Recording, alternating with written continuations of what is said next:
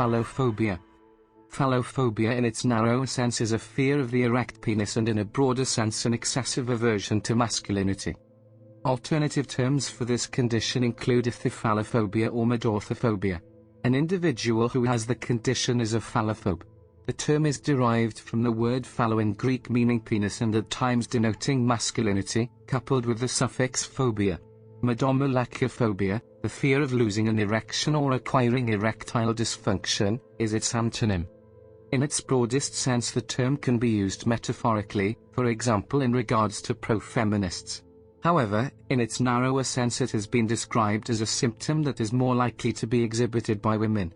In sources that appear to use it in the original sense, it is sometimes nuanced as a byproduct or hyponym of an aversion, dislike or fear of the protruding appendage resemblance of the male erection, and how this symbolizes an accompanying aggression or assertiveness.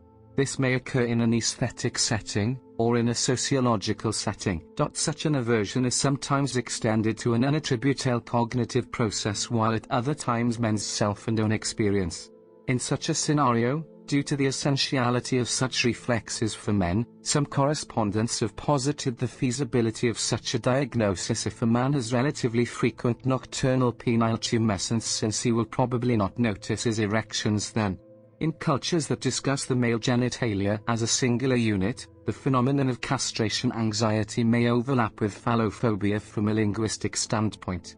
Although usually referring to ordinary erections, the term has also been used in toxicological and therapeutic contexts. Sigmund Freud has footnoted the possibility that this fear may be derived from a lack of ingenuity, allowing one to ornamentally distance the copulatory organs from the excretory organs. Such a condition can affect both men and women. For others, symptoms include what characterizes a panic attack. It does not necessarily have to be induced by an uncovered penis, but may also result from seeing the man-bulging outline or curvature of the penis, perhaps through clothes consisting of thin fabric. In more extreme cases it has been likened to the fight or flight response ingrained within the human body, wherein an individual ceases to be intimate with their male partner and is unable to visit mixed-gender establishments where people are likely to wear more revealing clothing, such as a gym, beach, cinema or living rooms with a switched-on monitor.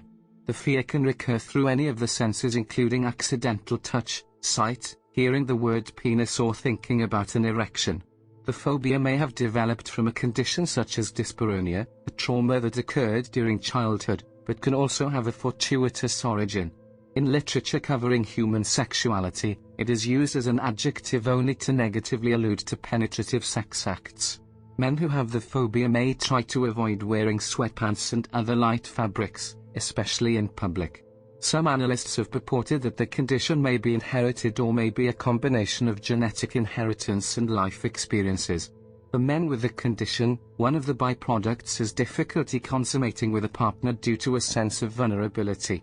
This vulnerability may have developed during childhood because they grew up being told by their parents that sex and its physiological functions were evil, sinful and dirty, but were subsequently unable to detach such shameful feelings nor reverse it upon reaching adulthood, even when romantic initiatives were subsequently approved of or encouraged by their parents. Sometimes the word is used in a sense wherein it is metaphorical and unrelated to its etymological origins, as in for instance when a man sees another man as a rival and a potential source of infidelity for his spouse. Other reviews have applied the term as a euphemism or allegory to indicate that society is in contemporary times less willing to be objective and straightforward in discussions of the physiological aspects of the young male body in general due to prudery, or a celibacist and Puritan standpoint that in particular targets men and boys.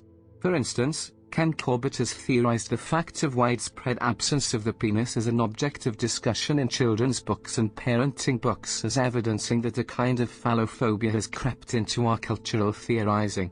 In other writings it has been used as an epithet to describe the lesbian or female asexual aversion to male sexuality. Author Phallophobia defines phallophobia as a hostility towards the stronger male gender. The term has also been used as a substitute to indirectly express an aversion to procreation. Phallophobia has also been used as an algorithm in studies of heuristics in robotic decision-making and themes related to sexual temperance.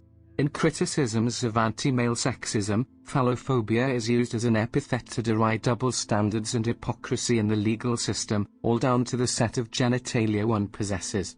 One of the byproducts of this phobia among women is that it may result in them faking an orgasm to mask their feeling of revulsion around their male spouse.